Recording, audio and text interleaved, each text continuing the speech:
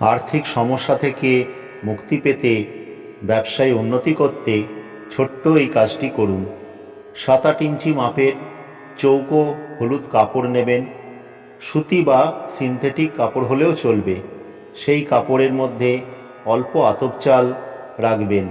খেয়াল রাখবেন আতপ চালের মধ্যে যেন কোনো ভাঙা দানা না থাকে। তার মধ্যে কিছুটা হলুদ সর্ষে রাখবেন, একটা গোটা সুপারি রাখবেন। তারপর হলুদ কাপড়টিকে দুদিক থেকে গিঁট দিয়ে বাঁধবেন। যে কোনো বৃহস্পতিবার এই কাজটি করবেন।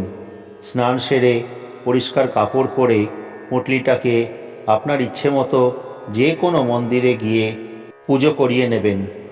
তারপর ওই পুঁটলিটাকে আপনার টাকা রাখার জায়গায় রেখে দেবেন, অথবা ব্যবসার জায়গায় রেখে দেবেন। আপনার অবশ্যই আর্থিক উন্নতি হবে, দুশ্চিন্তা দূর হবে।